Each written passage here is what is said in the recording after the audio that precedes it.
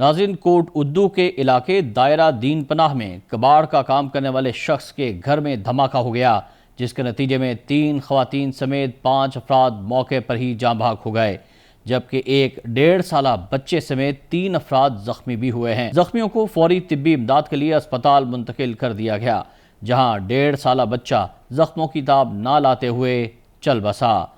Police کا کہنا ہے کہ دھماکہ گھر میں بنائی ہوئی کباڑ کی دکان میں ہوا۔